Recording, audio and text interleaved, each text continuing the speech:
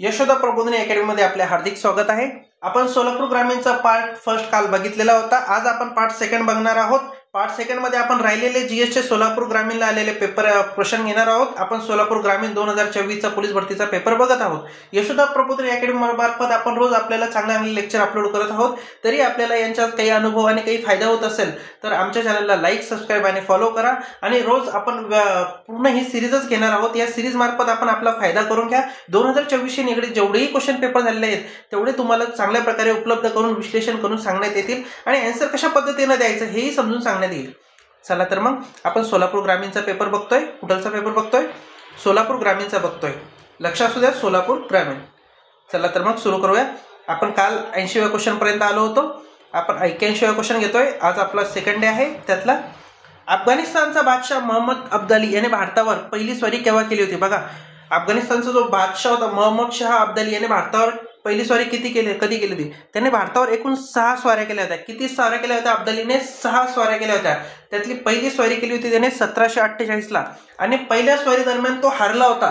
त्याने पंजाब राज्यात पहिली स्वारी केली होती आणि त्यावेळेस त्याला हारण्याचा सामना करावा लागला होता। तर मोहम्मद शाह अब्दालीने भारतावर 6 स्वाऱ्या केल्या आहेत एकूण आणि त्या केल्या आहेत 1748 ते 1767 दरम्यान त्याने स्वाऱ्या केल्या आहेत आणि एकूण केल्या आहेत 6। आणि त्यातली जी त्याची चौथी स्वारी होती 1761 ची, जी त्यांनी 1761 ची स्वारी केली होती त्यावेळेस घडलं होतं पानिपत। काय घडलं होतं? मराठा साम्राज्यासोबत त्याचा भिडत झाली होती 1761 ला आणि त्यावेळेस पानिपत घडलं होतं। तर लक्षात असू द्या मोहम्मद शाह अब्दाली बद्दल। मोहम्मद शाह अब्दाली हा जो त्याचा राजा होता नादिर शाह, तो 1739 मध्ये भारतावर सर्वप्रथम त्यांनी स्वारी केली होती नादिर शहाने आणि नादिर शहाची सत्ता हिसकावून 1748 मध्ये मोहम्मद शाह अब्दाली सत्तेवर आला आणि सत्तेवर आल्यानंतर त्याने भारतावर पहिली स्वारी केली होती। चला तर मग लक्षात असू द्या। सेकंड क्वेश्चन कडे जाऊया। 82 नंबर क्वेश्चन, डिफरंट क्लास मिशनची स्थापना कोणी केली होती? बघा, डिफरंट क्लास मिशनची स्थापना केली होती महर्षी विठ्ठल रामजी शिंदे यांनी। महर्षी विठ्ठल रामजी शिंदे यांनी दलितांचा उद्धार करण्यात यावा, दलितांना चांगल्या प्रकारे सोयी सुविधा मिळाव्या आणि दलितांचा एक शैक्षणिक आणि आरोग्यरित्या फायदा व्हावा, त्यांना रोजगार मिळावा, याच्यासाठी त्यांनी डिफरंट क्लास मिशनची स्थापना केली होती। आणि डिफरंट क्लास मिशनची स्थापना झाली होती 18 ऑक्टोबर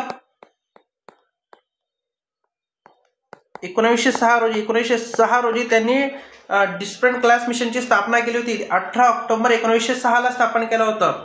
चला तर मग समोरच्या क्वेश्चन कडे, परमहंस सभेची स्थापना कोणी केली होती? बघा, परमहंस सभेची स्थापना कोणी केली होती? परमहंस सभेची स्थापना झाली होती 1859 ला आणि ही स्थापन केली होती दादोबा पांडुरंग तरखड यांनी। दादोबा पांडुरंग तरखड यांनी 1859 ला म्हणजे पानिपतच्या 2 वर्षानंतर ही संस्था स्थापन झाली होती आणि ही केली होती दादोबा पांडुरंग तरखड यांनी। आणि यांना ही संस्था स्थापन करताना मदत केली होती भिकोबा चव्हाण आणि राम बाळकृष्ण जयकर यांनी। कोणी मदत केली होती? भिकोबा चव्हाण आणि राम बाळकृष्ण जयशंकर यांनी। कोणी?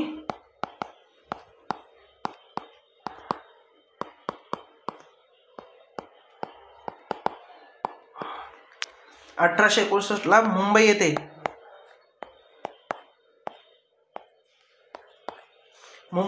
भिकोबा चव्हाण आणि राम बाळकृष्ण जयशंकर यांच्या मदतीने दादोबा पांडुरंग तरखडकर यांनी परमहंस सभेची स्थापना केली होती। कोणत्या संस्थेची स्थापना केली होती? परमहंस या संस्थेची स्थापना केली होती। याच्या अगोदर त्यांनी 1844 ला दयाराम गिडमुल आणि दुर्गाराम मंछाराम यांच्या मदतीने मानव धर्म सभा स्थापन केली होती 1844 ला आणि 1859 ला त्यांनी भिकोबा चव्हाण आणि राम बाळकृष्ण जयशंकर यांच्या मदतीने परमहंस सभेची स्थापना केली होती। आणि याच परमहंस सभेच्या नंतर प्रार्थना समाजाच्या चळवळी आणि स्थापनेमध्ये चांगली मोलाची भूमिका बजावलेली आहे। चला तर मग समोरच्या क्वेश्चन कडे, अनुशीलन समिती या क्रांतिकारी संघटनेचे प्रमुख कोण होते? बघा, अनुशीलन समिती ही एक क्रांतिकारी चळवळ होती आणि या संघटनेचे प्रमुख कोण होते? बघा, अनुशीलन समितीची स्थापना झालेली आहे 1902 ला आणि याचे प्रमुख होते अरविंद घोष। अरविंद घोष याचे प्रमुख होते आणि ही पश्चिम बंगालशी निगडीत संघटना होती। अनुशीलन समिती ही खूप मोठी क्रांतिकारी चळवळ होती आणि ही पश्चिम बंगालमध्ये सगळ्यात पहिले ज्यावेळेस बंगालचे 2 भाग करणार होते 1905 मध्ये, त्याच्या अगोदर 1902 मध्ये अनुशीलन समितीची स्थापना झालेली होती। चला तर मग समोरच्याकडे, गोवा मुक्ती आंदोलनात 8 वर्षाचा तुरुंगवासाची शिक्षा होऊन पोर्तुगालच्या तुरुंगात कोणास पाठवण्यात आले होते? बघा, गोवा मुक्ती आंदोलन बघा, हे भारत स्वतंत्र झाल्यानंतरही गोवा कोणत्याही प्रकारे स्वतंत्र झाला नव्हता. गोवा मुक्तीसाठी एक आंदोलन चालवलं गेलं होतं, जे राममोहन लोहियाच्या नेतृत्वाखाली चाललं गेलं होतं. आणि त्यावेळेस कोणता असा व्यक्ती होता ज्याची अटक होऊन त्याला पोर्तुगालच्या तुरुंगामध्ये डांबण्यात आलं होतं, तर ते होते डॉक्टर टी बी कुना यांना पोर्तुगालच्या तुरुंगामध्ये डांगण्यात आलं होतं. आणि हे डांगलं होतं त्यांना 1948 दरम्यान, ज्यावेळेस ती चळवळ सुरू झाली होती त्यावेळेस त्यांना तिथे पाठवण्यात आलं होतं. तर लक्षात असू द्या, त्यांचा फोटोही तुम्ही हे बघा. टी बी कुना गोवा मुक्ती आंदोलनातील स्वातंत्र्य सेनानी, हे गोवा आंदोलनाशी निगडीत आहे, हेही लक्षात असू द्या. 1961 मध्ये भारत सरकारने गोवावर एक सैनिकी कारवाई करून गोवाला एक आझाद देश बनवला होता, आपला एक आझाद राज्य बनवून भारतामध्ये त्याचे समाविष्ट केलं होतं. लक्षात असू द्या, तारीख 1961 ची आहे. दोन्ही गोष्टी चांगल्या रीती लक्षात असणं तुम्हाला गरजेचं आहे आणि तुम्हाला ह्या दोन्ही गोष्टी प्रत्येक वेळेस वेगवेगळ्या दृष्टीने कामात येतील. चला तर मग समोरच्या क्वेश्चनकडे चालू आहे. भारत व चीन या दोन देशात मैत्रीपूर्ण संबंध खालीलपैकी कोणाच्या त्याग व समर्पण वृत्तीमुळे प्रस्थापित झाले? बघा, भारत आणि चीन हे दोघंही 1961 पासून एक दुश्मनासारखे देश आहेत, पण 1961च्या अगोदर यांच्या दोघांमध्ये एक मैत्रीपूर्ण संबंध निर्माण झाले होते. पण ते कोणाच्या याच्यामुळे झाले होते, तर ते झाले होते डॉक्टर कोटणीस यांच्या वतीने.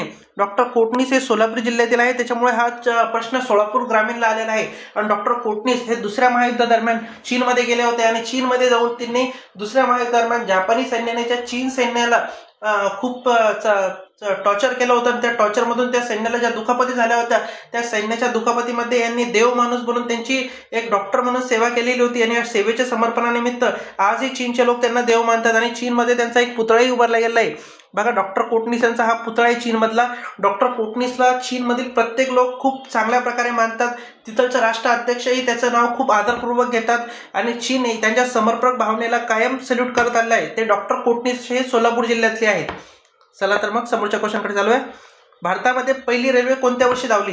बघा, भारतामध्ये पहिली रेल्वे कुठून कुठं धावली होती, तर ती धावली होती सगळ्यात पहिले 1853ला 16 एप्रिल 1853ला बोरीबंदर ते ठाणे. बोरीबंदर म्हणजे आज छत्रपती शिवाजी महाराज टर्मिनल, बोरीबंदर टू ठाणे धावली होती. ती 34 किलोमीटर होती. कुठून कुठपर्यंत धावली होती?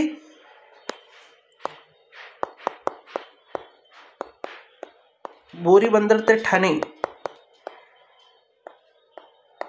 34 किलोमीटर धावली होती. आणि ती धावली होती 1853ला 16 एप्रिल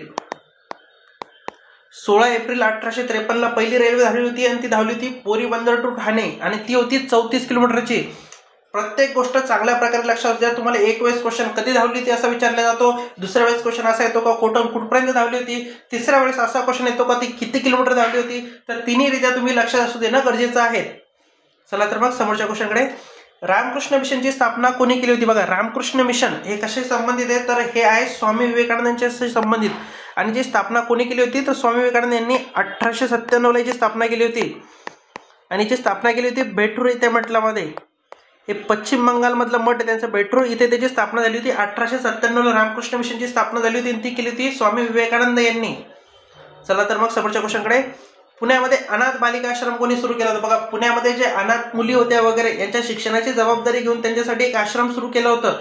आणि ते कोणी सुरू केलं होतं, तर ते सुरू केलं होतं महर्षी धोंडो केशव कर्वे यांनी. महर्षी धोंडो केशव कर्वे यांनी विधवांसाठी आणि स्त्रियांसाठी खूप मोठं कार्य केलेलं आहे. त्यातलंच एक कार्य होतं पुण्यामध्ये अनाथ बालिका आश्रमची सुरुवात. आणि हे पुण्यातील हिंगणे या ठिकाणी केलं होतं. कुठे? हिंगणे या ठिकाणी त्यांनी 1896 मध्ये सुरू केलं होतं. कधी? 1896 मध्ये. त्याच्यानंतर त्यांनी 1907 मध्ये हिंगणे येथेच एक कॉलेजही काढलं होतं. आणि ह्या आश्रमामध्ये 8 मुली राहत होत्या. किती? 8 अनाथ मुली राहत होत्या. आणि 8 अनाथ मुलींच्या शिक्षणाची जबाबदारी ही महर्षी धोंडो केशव कर्वे यांनी घेतली होती. त्या अंतर्गतच त्यांनी 1907ला एक कॉलेज उभं केलं होतं. त्याच्यानंतर त्यांनी 1916ला महिला विद्यापीठाची स्थापना केली होती. आणि ह्या महिला विद्यापीठाला SNDT युनिव्हर्सिटी असेही म्हणतात. चला तर मग समोरच्या क्वेश्चनकडे. आपण सोलापूर ग्रामीणचा पेपर बघतोय. सोलापूर ग्रामीणमध्ये तुम्ही कशा प्रकारे क्वेश्चन येत आहे समजून घेऊया. सगळ्यात जास्त GS आलेले आहे सोलापूर ग्रामीणला, हे तुम्ही चांगल्या प्रकारे समजून घेणं गरजेचं आहे.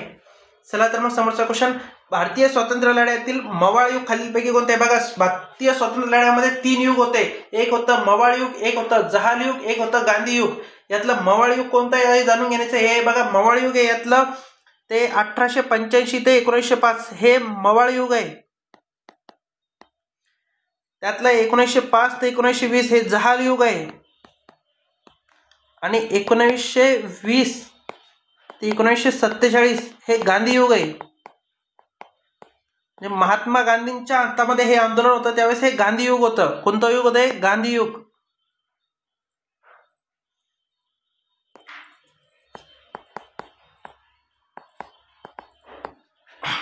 चला तर मग आपलं उत्तर काय येईल याच्यामध्ये? त्यांनी काय विचारलंय आपल्याला? मवाळ युग. तर आपलं उत्तर आहे 1885 ते 1905. कोणतं उत्तर आहे आपलं? 1885 ते 1905. चला तर मग समोरच्या क्वेश्चनकडे.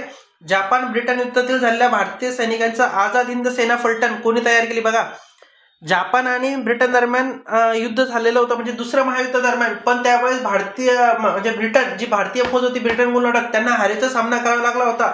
आणि ते जे सैनिक होते ते जापानी तुरुंगात होते, पण त्या जापानी तुरुंगातील असलेल्या सैन्यांना घेऊन आझाद हिंद सेना स्थापन केली होती. आणि ती कोणी केली होती? तर ती केली होती राजबिहारी बोस यांनी. इथे मुलं गडबडमध्ये काय करतील? नेताजी सुभाषचंद्र बोस लिहितील, पण आझाद हिंद सेना स्थापन कोणी केली? तर ती केली राजबिहारी बोस यांनी. तर लक्षात असू द्या, राजबिहारी बोस यांनी स्थापन केली आहे आणि त्यांनीच एका जापानी महिलेशीही लग्न केलेलं होतं. चला तर मग समोरच्या क्वेश्चनकडे. बॉम्बे मिल हँड असोसिएशन या गिरणी कामगारांची संघटना कोणी स्थापन केली होती? बघा, कामगारांसाठी सगळ्यात जास्त काम करणारा माणूस होता, त्यानेच ही संस्था स्थापन केली होती आणि तो होता नारायण मेघाजी लोखंडे.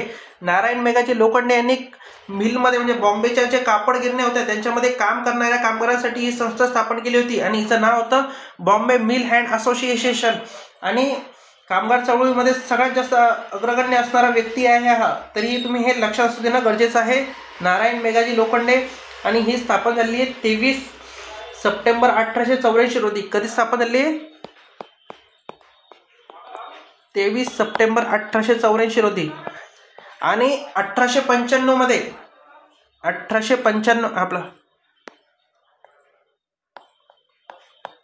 1895 मध्ये हिंदू मुस्लिम दंगली दरम्यान त्यांनी जे कार्य केलं होतं त्या कार्यानिमित्त ब्रिटिश सरकारने त्यांना राव बहादूर ही पदवी दिली होती. लक्षात द्या, नारायण मेघाजी लोखंडे यांच्याबद्दल वेगवेगळ्या प्रकारे क्वेश्चन येतात. एक त्यांची संस्था विचारल्या जाते, प्रत्येक वेळेस ती बॉम्बे मिल हँड असोसिएशन आहे आणि ती नारायण मेघाजी लोखंडे यांनी 1884 मध्ये सुरू केलेलं आहे. दुसऱ्या प्रकारचा क्वेश्चन अशा प्रकारे येऊ शकतो की नारायण मेघाजी लोखंडे हे कोणत्या पेपरमध्ये गिरणी कामगार आणि कामगारांच्या उद्देशाबद्दल लिहित होते? तर तो पेपर होता दीनबंधू. जो दीनबंधू पेपर होता याच्याशी निगडीत होता. नारायण मेघाजी लोखंडे त्याच्यामध्ये कामगारांबद्दल लिहित होते. चला तर मग समोरच्या क्वेश्चनकडे चालू आहे. 93 नंबरचा क्वेश्चन आहे, भारतातील पहिला महिला डॉक्टर. आपण सोलापूर ग्रामीणचा पेपर बघतोय, चांगल्या प्रकारे लक्षात द्या. सोलापूर ग्रामीणला सगळ्यात जास्त जीएस आलेलं होतं, मराठी कमीत कमी आलेलं होतं, त्याच्यामुळे चांगल्या प्रकारे या जीएस वर फोकस करा. भारतातील पहिला महिला डॉक्टर कोण होत्या? बघा, भारतातील पहिला महिला डॉक्टर बघा ॲनी बेझंट. यांचा याच्याशी काही संबंध नाहीये. लक्ष्मी स्वामीनाथन ह्याही नाही आहेत, शांती घोष ह्याही नाहीत, त्या आहेत आनंदीबाई जोशी. डॉक्टर आनंदीबाई जोशी यांनी डॉक्टर बनण्यासाठी अमेरिकेला प्रस्थान केलं होतं आणि अमेरिकेतून त्या 1885 मध्ये डॉक्टरून भारतात परतल्या होत्या. आणि 22व्या वर्षी म्हणजे 1887 रोजी कोल्हापूर संस्थानच्या स्त्री रोग विभागाच्या त्या प्रमुख होत्या आणि स्त्री रोग विभागाच्या प्रमुख असताना त्याचा 1887 रोजी मृत्यू झालेला होता. तरी यांच्याकडे चांगलं लक्ष द्या, आनंदीबाई जोशी ह्या पहिल्या महिला डॉक्टर होत्या. चला तर मग समोरच्या क्वेश्चनकडे. गोवा हे राज्य पोर्तुगीजच्या वर्चस्वातून केव्हा मुक्त झाले? बघा, भारत स्वतंत्र 1947 मध्ये झाला होता, पण भारत स्वतंत्र झाल्यानंतर काही प्रदेश असा होता जो पोर्तुगालच्या ताब्यात होता. त्यातलं गोवा, दादर नगर हवेली हा प्रदेश होता. त्यातलं गोवा हे राज्य पोर्तुगीजच्या वर्चस्वातून केव्हा मुक्त झाले होते? तर ते झाले होते 1961 रोजी. भारताने सैनिक कारवाई करून यांना मुक्त केलं होतं, गोवाला आणि दादर नगर हवेलीला. आणि ते कधी केलं होतं? तर ते केलं होतं 1961 रोजी. हेही चांगल्या प्रकारे लक्षात असू देणं गरजेचं आहे तुम्हाला. आणि ती तारीख होती 19 डिसेंबर रोजी भारतामध्ये त्याचं विलिनीकरण करण्यात आलेलं होतं. चला तर मग समोरच्या याच्याकडे. पहिल्या राज्य पुनर्रचना आयोगाचे अध्यक्ष कोणी? बघा, पहिला राज्य पुनर्रचना आयोग हा 1953 आहे. कधीचा आहे? 1953. 1953च्या आयोगामध्ये आपण पाक आयोग होतो. हा पाक का म्हणतात त्याला? त्याच्यामध्ये पहिले होतं, एक होते पन्नीकर, एक होते अली आणि एक होते आपले कुंजर, हृदयनाथ कुंजर, फाजल अली आणि KM पन्नीकर हे त्यांचे व्यक्ती होते. त्याचे अध्यक्ष होते न्यायमूर्ती एस फाजल अली अंतर्गत त्यांनी पहिला राज्य पुनर्रचना आयोग नेमला होता. आणि या राज्य पुनर्रचना आयोगाने भाषावर प्रांत रचना करण्यात यावी आणि वेगवेगळे राज्य निर्माण करण्यात यावे अशी त्यांना सल्ला दिला होता. आणि हा स्थापन झाला होता 1953ला. दोन्ही गोष्ट लक्षात असू द्या. त्यांचे सदस्य कोण होते? एक होते कुंजर आणि एक होते पन्नीकर. फाजल अली त्याचे अध्यक्ष होते. 1953चा तो आयोग आहे आणि तो राज्य पुनर्रचनेशी निगडीत होता. चला तर मग समोरच्या क्वेश्चनकडे. राज्यसभेत किती सदस्यांची राष्ट्रपती म्हणून नेमणूक करता येते? बघा, राज्यसभेतले काही सदस्य असे असतात ते राष्ट्रपती नियुक्त असतात आणि राष्ट्रपतींना त्यातल्या काही व्यक्तींना राज्यसभेवर पाठवता येतले. ते कला क्षेत्राशी निगडीत असतात, ते सामाजिक क्षेत्राशी निगडीत असतात, ते क्रीडा क्षेत्राशी निगडीत असतात. अशा वेगवेगळ्या क्षेत्रातील व्यक्तींचा राज्यसभेमध्ये आणून आपल्या कामामध्ये अनुभव त्यांचा उपयोग करून घेण्यात यावा या दृष्टीने त्यातले 12 व्यक्ती असे असतात त्यांची नेमणूक राष्ट्रपती करत असतात. किती व्यक्ती? 12 व्यक्तींची निवडणूक राज्यसभेत करता येत असते राष्ट्रपतींना. चला तर मग समोरच्या क्वेश्चनकडे. 97 नंबरचा क्वेश्चन, महाराष्ट्र विधान परिषदेची सदस्य संख्या किती आहे? बघा, महाराष्ट्र विधानसभा ही स्थापन झालेली आहे कलम 261 नुसार. कलम 271 नुसार ही स्थापन झाली आहे महाराष्ट्र विधान परिषद. आणि याची सदस्य संख्या किती आहे? तर याची सदस्य संख्या आहे 78. बघा, 7 राज्यांमध्ये सध्या विधान परिषद आहेत. वेगवेगळ्या राज्यांमध्ये काही ठिकाणी फक्त विधानसभा आहे, काही ठिकाणी विधान परिषद आहेत. तर लक्षात असू द्या, उत्तर प्रदेशमध्ये विधान परिषद आहे, एक महाराष्ट्रात आहे, एक तेलंगणात आहे, एक कर्नाटकमध्ये आहे, एक आंध्र प्रदेशमध्ये आहे आणि एक बिहारमध्ये आहे. इत्यादी ठिकाणी विधान परिषद अस्तित्वात आहे आज रोजी. बाकीच्या कोणत्याही ठिकाणी विधान परिषद आता अस्तित्वात नाहीये. चला तर मग 98 नंबरचा क्वेश्चन घेऊ. आपण सोलापूर ग्रामीणचा पेपर बघतोय. कुठलचा? सोलापूर ग्रामीणचा. हे लक्षात असू द्या.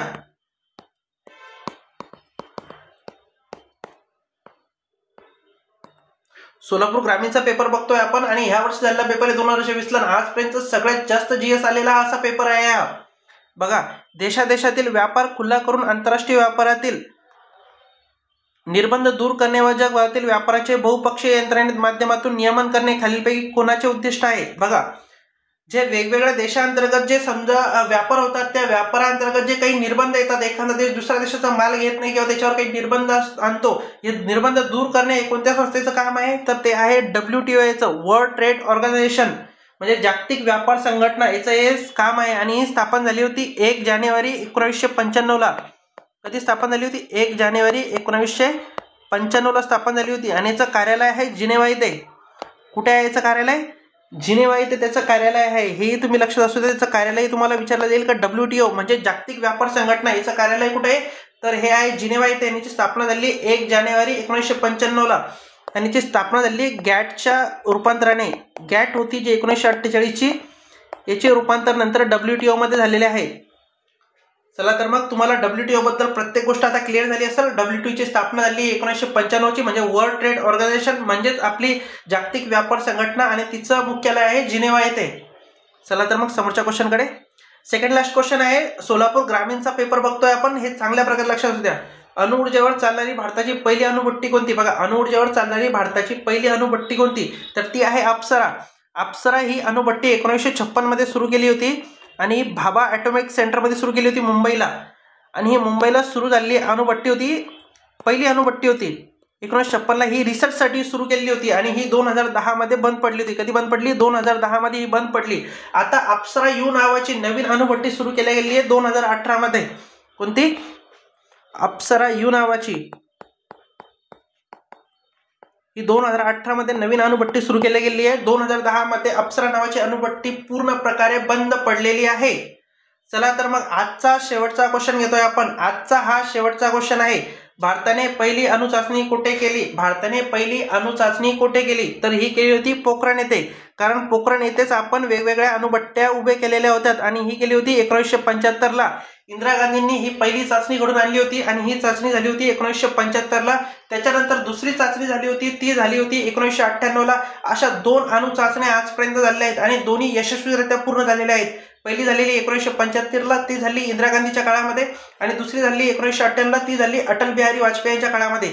दोन्ही चाचण्यांचा परिणाम असा झाला की आपण अणुशक्तीरित्या सक्षम झालेलो आहोत आणि कोणत्याही अणु हल्ल्यासाठी आपण आज रोजी सक्षम आहोत.